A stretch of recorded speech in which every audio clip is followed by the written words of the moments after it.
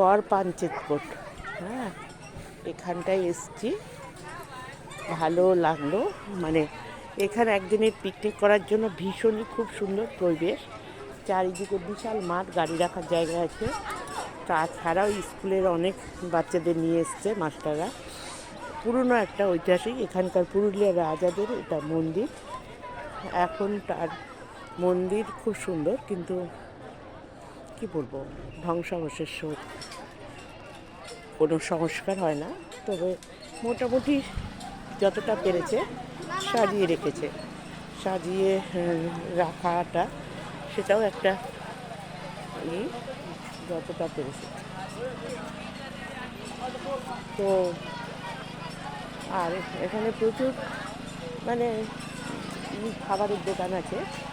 তো এটাই ভালো লাগবে আসলে, কারণ এই যে ব্যাক ক্যামেরা আমি দেখাচ্ছি তোমাকে, কারুকার্য, সব কারুকার্যটাই খুব সুন্দর।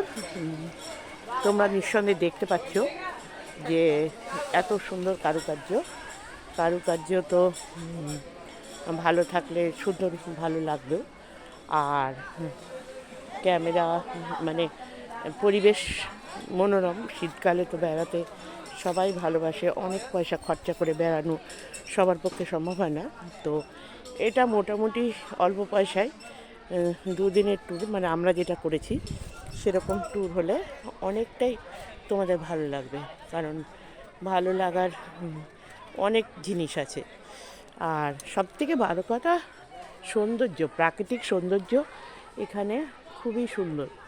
আর ওই দেখো, দেখতে পাচ্ছ একটা আরেকটা, মানে ওটাও একটা কি বলবো স্থাপত্য, পুরুলিয়া রাজাদের। জানি না ওখানটায় এখন কেউ যাচ্ছে না, ঢিবি মতো হয়ে আছে। আমি দেখি, যদি যেতে পারি তোমাদের দেখাবো ওই ঢিবিটা কি আছে ওখানে। এখন বাই বাই। আর আমাদের সব কোথায় গেছে দেখি, ওদের একটু খুঁজি। ও এখানে দেখো পিকনিক হচ্ছে, দেখেছো? সবাই পিকনিক করছে, সব বসে গেছে কড়াই টড়াই নিয়ে,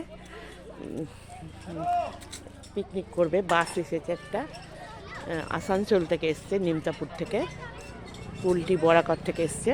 তো বাসে সবাই পিকনিক করছে। Bye bye. তো তোমরাও যদি এরকম পিকনিকের মনে করো যে পিকনিক করবে, এখানে এসে করতে পারো, কারণ পরিবেশ খুব সুন্দর। আর কাছে পিঠে যারা থাকো তারা তো জানোই এখানকার, যেহেতু আমরা অনেকটা দূর থেকে এসেছি, আমরা জানি না,